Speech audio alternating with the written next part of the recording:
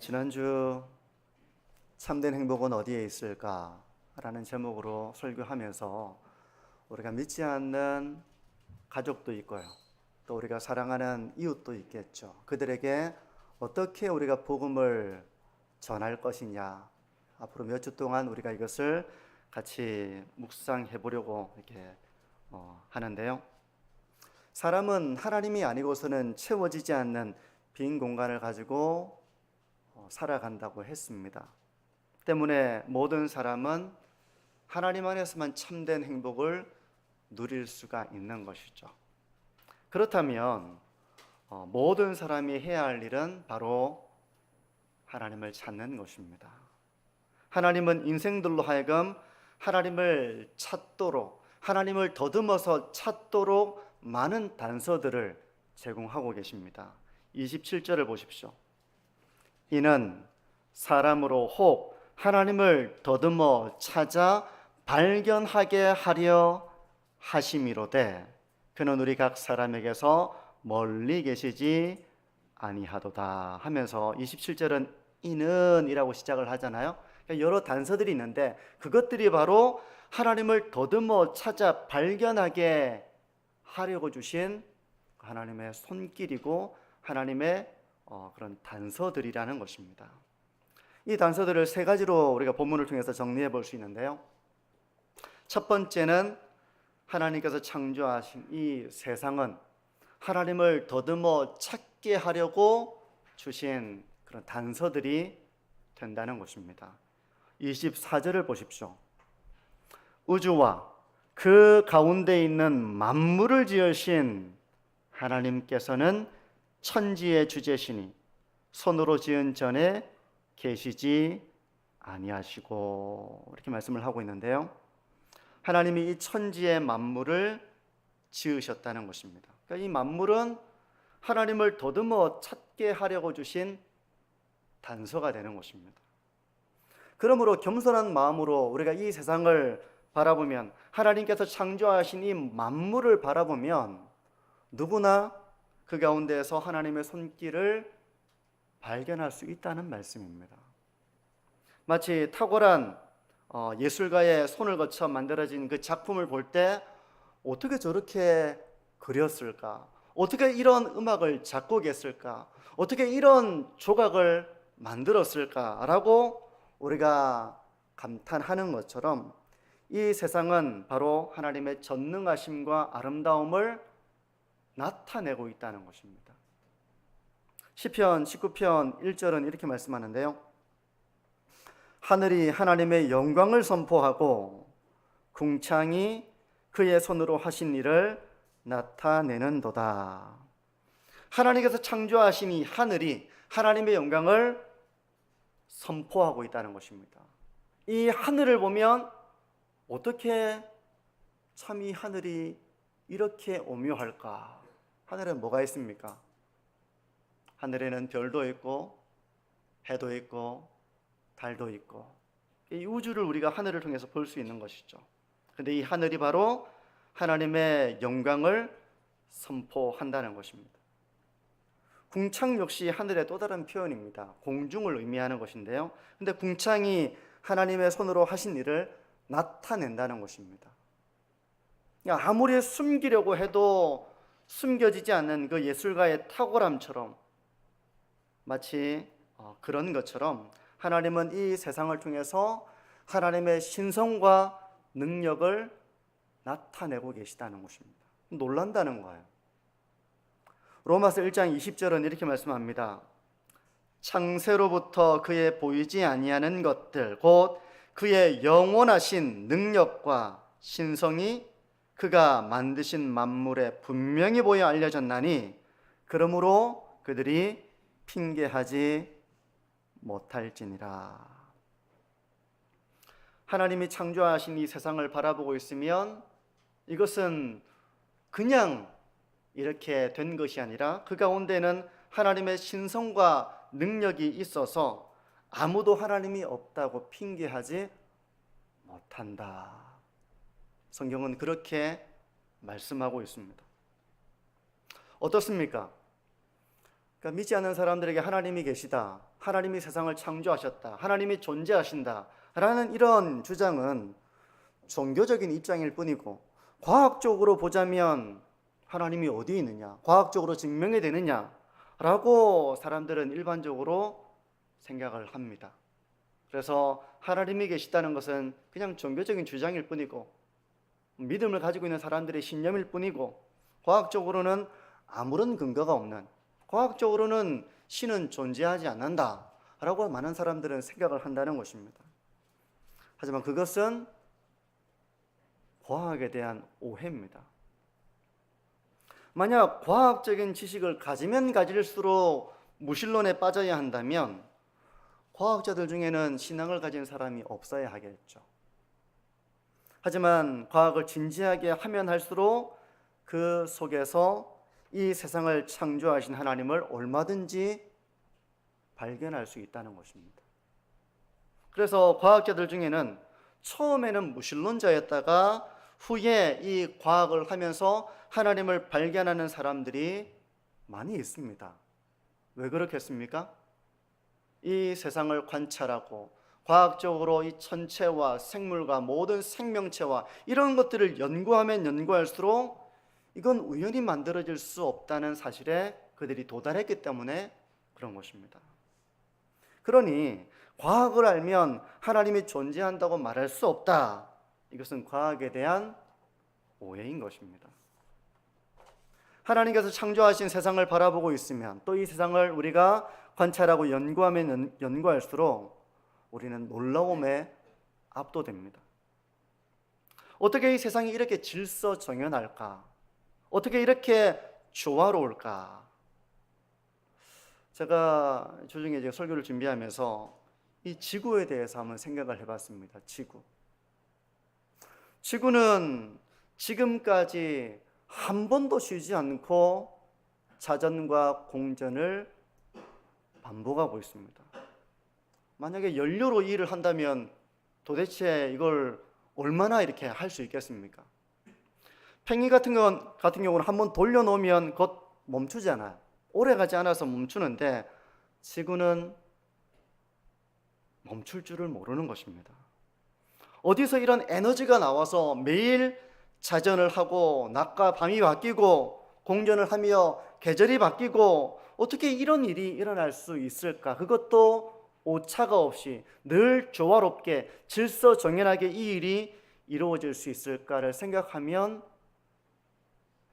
참 신기한 일이죠. 지구가 자전을 할 때 1초에 얼만큼 움직이는지 아십니까? 저도 이걸 이렇게 살펴보니까 좀 놀랐는데요. 1초에 대략 500m를 움직인다고 합니다. 자전을 하는데.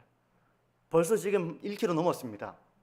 네, 1초에 500m니까 2초면 1km고 설교 시간 동안 우리는 상당히 지구의 자전을 이렇게 겪고 있는 거예요. 하지만 우리는 전혀 어지러움을 느끼지 않습니다. 지구가 태양 주위를 공전하죠. 1초에 어느 정도 움직이는지 아십니까? 이건 더 놀라운데요. 1초에 30km를 움직인다고 합니다. 지금 이미 한 60km 지났어요, 우리가. 이건 놀랍지 않습니까? 지구가 있어온 이후로 지구는 한 번도 자전과 공전을 멈춘 적이 없고 한 번도 그 궤도를 벗어난 적이 없고 늘 일정하게 그렇게 이 천체가 그렇게 존재하고 있다는 것입니다. 질서정연한 모습으로 그렇게 존재하고 있다는 것입니다. 어떻게 이렇게 조화로울 수 있을까? 뭐 이런 우주뿐만 아니라 저는 이제 집에다가 이렇게 씨를 심어가지고 상추도 길러보고 토마토도 이렇게 길러본 적이 있거든요. 그게 난다는 것이 얼마나 신기합니까? 계절마다 열매들이 맺히고 이 모든 것들을 바라보고 있으면 신기합니다. 이 모든 것을 겸손하게 들여다보면 우리는 정말 놀라움에 압도됩니다. 뭔가 특별한 놀라운 일이 없어도 하나님이 창조하신 이 만물을 있는 그대로 바빠가지고 생각을 못하다가 들여다보고 관찰해보고 연구해보면 그게 너무 놀라운 것입니다. 어떻게 이럴 수가 있을까? 어떻습니까? 이 세상의 모든 것들 속에, 하나님이 창조하신 모든 것들 속에는 바로 하나님의 신성과 능력이 있다는 것입니다. 그러므로 사람은 이 창조주 하나님을 더듬어 찾아가야 하는 것입니다. 이게 첫 번째였고요.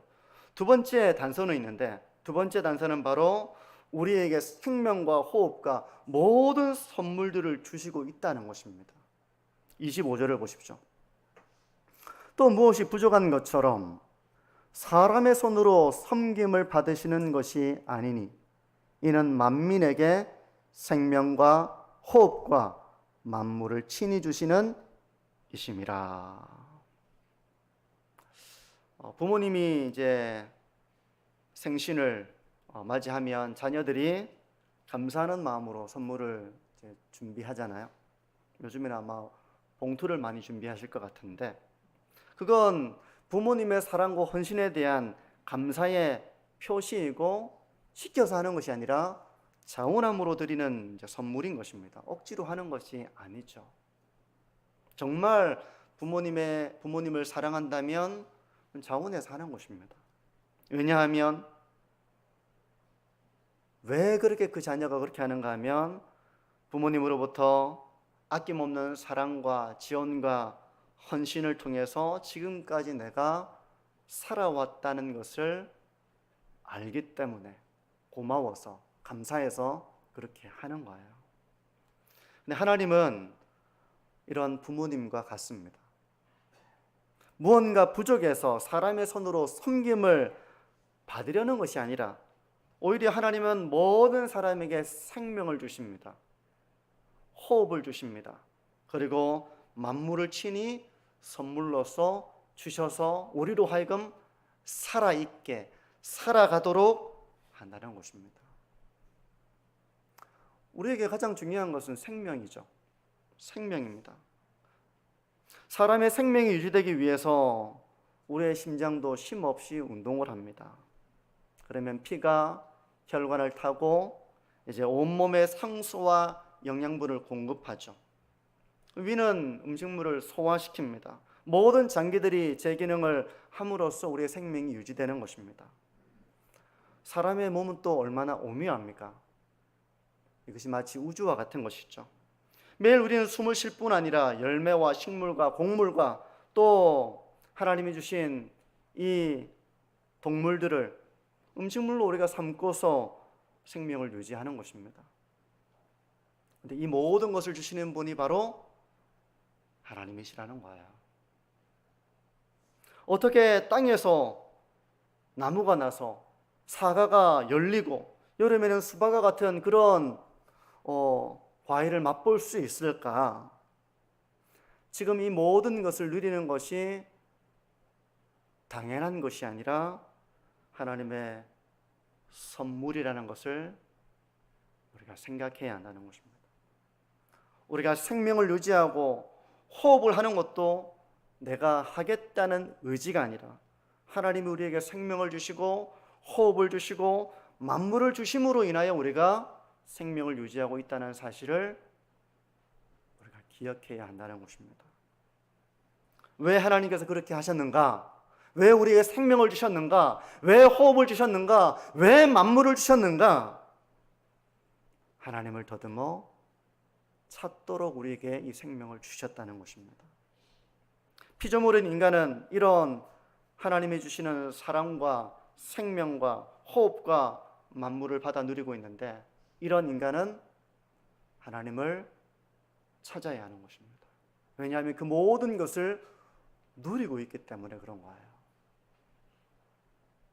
세 번째 단서는 우리의 인생이 제한된 존재라는 것입니다. 우리가 제한되어 있다는 것입니다. 우리가 이 만물 속에 때로는 티끌과 같은 존재라는 것을 하나님은 느끼게 하십니다. 26절을 보십시오. 인류의 모든 족속을 한 혈통으로 만드사 온 땅에 살게 하시고 그들의 연대를 정하시며 거주의 경계를 한정하셨으니.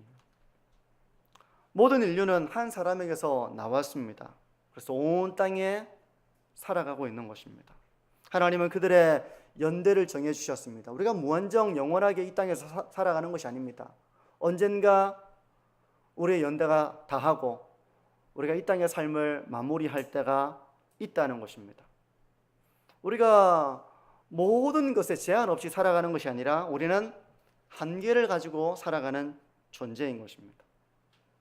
이것이 바로 하나님이 우리에게 이렇게 살아가도록 하나님이 연대를 정하셨고 우리의 거주의 한계를 정하셨고 우리의 삶을 이렇게 살아가도록 하셨다는 것입니다. 하나님의 간섭 가운데에서 우리는 지금 이런 삶을 살아가고 있는 것입니다. 그러므로 우리 인간은 교만하게 내가 영원히 살아갈 것처럼 그렇게 생각해서는 안 되는 것이죠. 마치 인간은 아침의 안개 같은 존재이며 오늘 피었다가 지는 들풀과 같이 하나님이 정하신 연대를 다하게 되면 나라도 쇠퇴하고 우리의 인생도 기력을 다하게 되는 것입니다. 언젠가는 우리가 우리의 정해진 기한이 닿을 때 우리는 그렇게 이 땅에서의 삶을 마무리하는 것입니다. 마치 노년에 이른 한 사람이 혈기왕성한 젊은 시절을 다 보내고 난 다음에 인생이 참 빠르구나, 내가 참 덧없이 살아왔구나, 내가 참 이 만물 앞에 피와 같은 존재였구나 라고 느끼는 것은, 그렇게 느끼게 되는 것은 무슨 이유인가? 바로 이 인생의 한계와 덧없음을 느끼게 하셔서, 깨닫게 하셔서 창조주를 기억하며 하나님을 더듬어 찾게 하려는 하나님의 손길 때문이라는 것입니다. 덧없는 인생과 우주의 점과 같은 우리의 존재를 느끼면 느낄수록 우리는 광대하신 하나님을 찾아야 하는 것입니다. 이렇게 하나님을 더듬어 찾게 하려는 단서들이 많음에도 불구하고 사람들은 하나님이 없다고 생각합니다.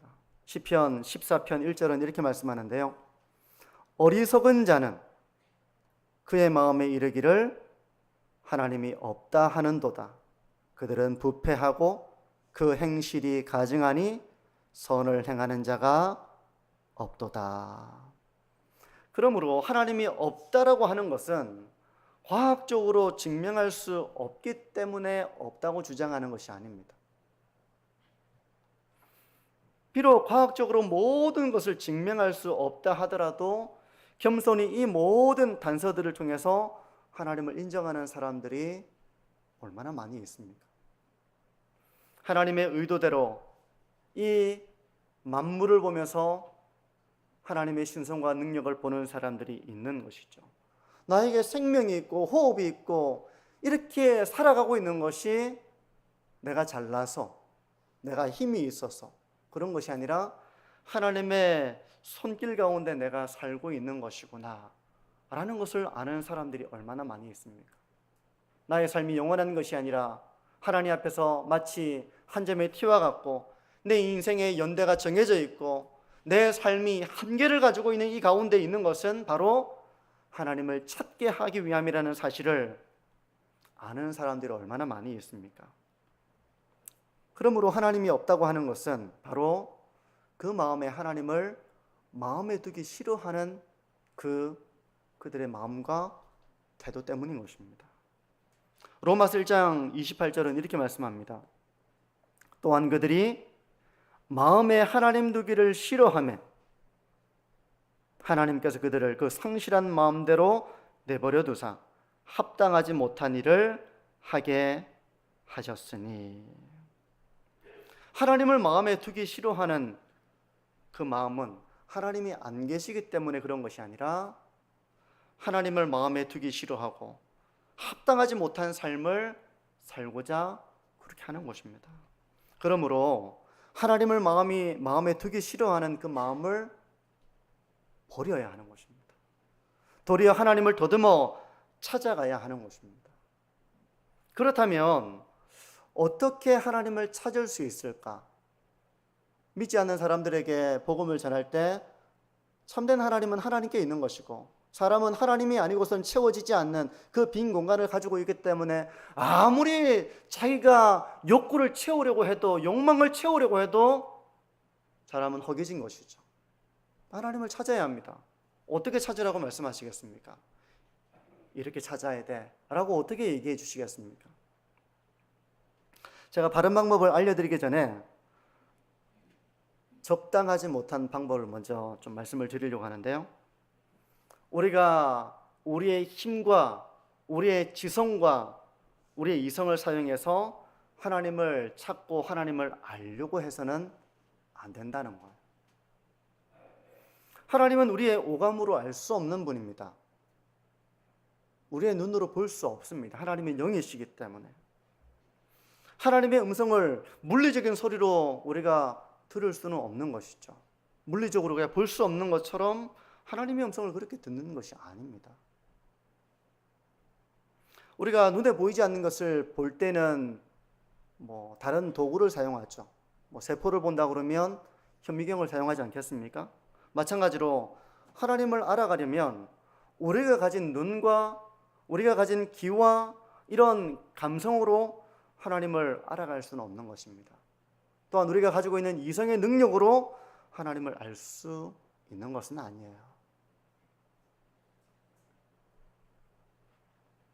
우리가 하나님에 대해서 아무리 많은 생각을 한다고 해도 우리가 아무리 도를 깨우치려고 깊은 산속에 들어가서 하나님 말을 생각하려고 해도 우리의 노력과 이성과 이런 합리적인 추론으로는 하나님을 제대로 알 수 없습니다. 그러면 어떻게 하나님을 찾을 수 있을까요?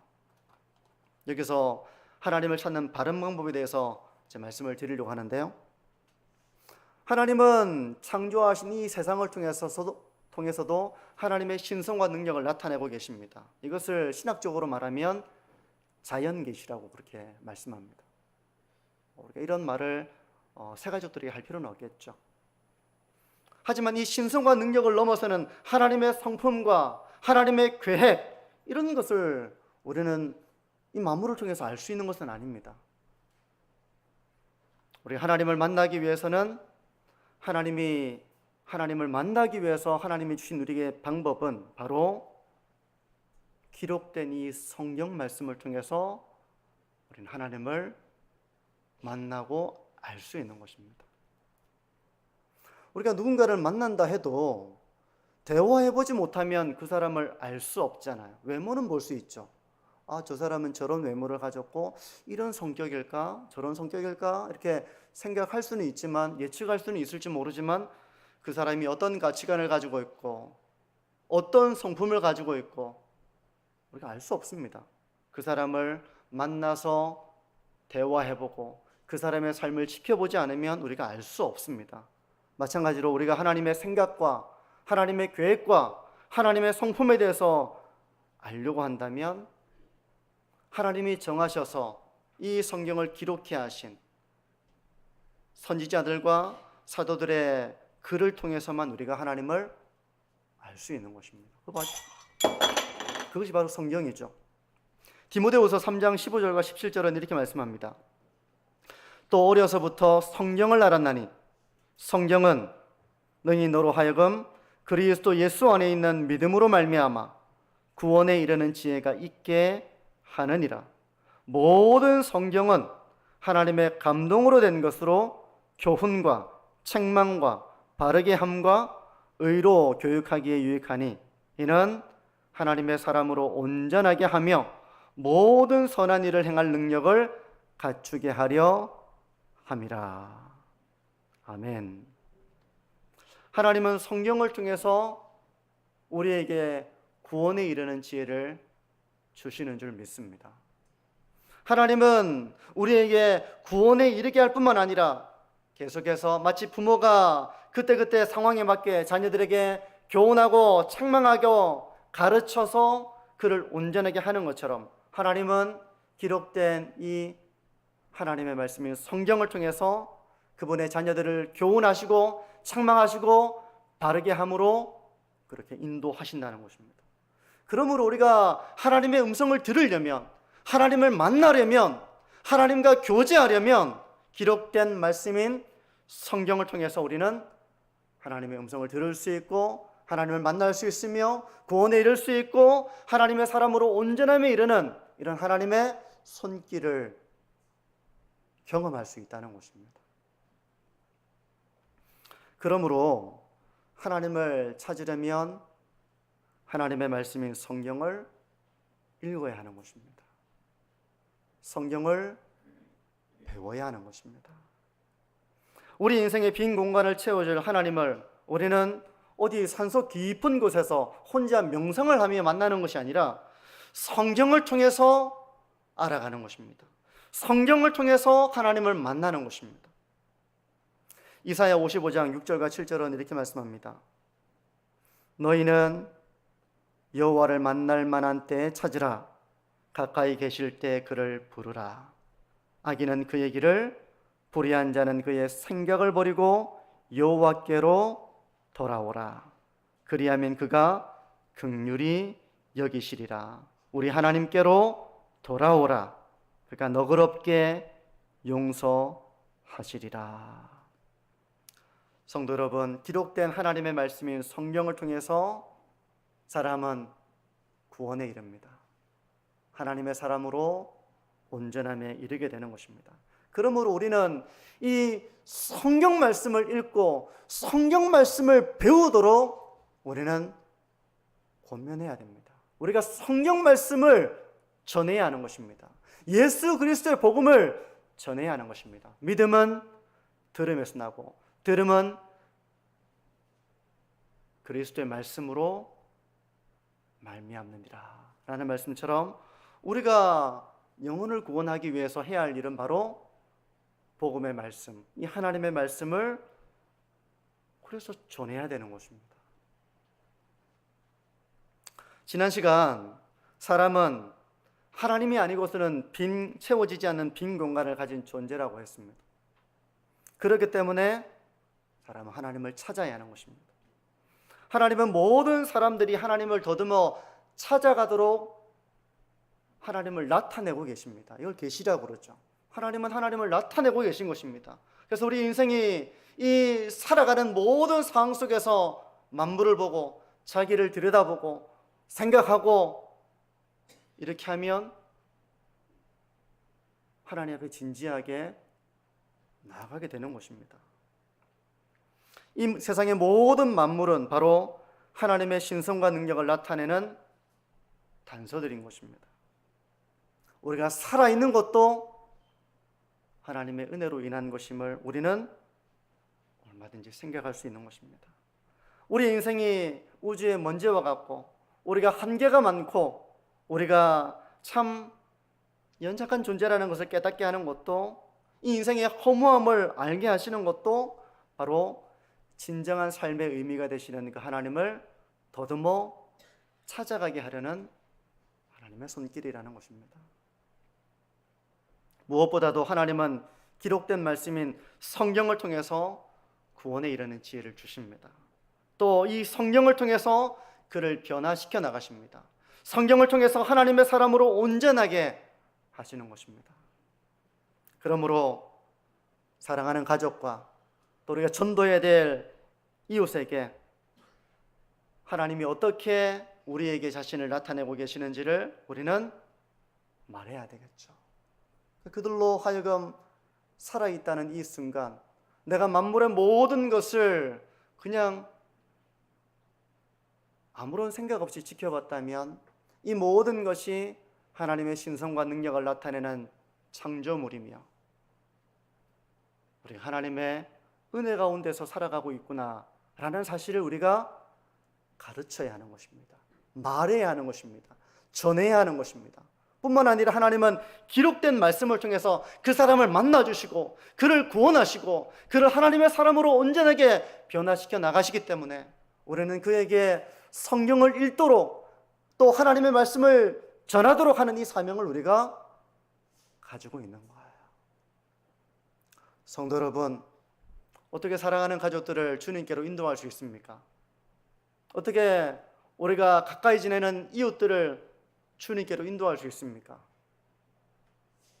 우리가 이런 말씀들을 우리 가운데 잘 묵상하고 정리해두고 항상 누군가 물어볼 때 대답할 말을 준비하여서 겸손하게 그들이 들어야 될 하나님의 진리를 선포할 수 있는 그런 복음의 사명을 감당하는 우리의 삶이 되어지기를 바라고, 또 우리 교회가 이 복음의 사명을 감당하기 위해 이 일에 잘 훈련되어져서 누구라도 기회가 있을 때, 하나님께서 상황을 열어주실 때, 문을 열어주실 때 담대하게 복음의 비밀을 말할 수 있는 그런 복음의 사명을 감당하는 우리 만천중앙교회가 되어지기를 주님의 이름으로 축복합니다.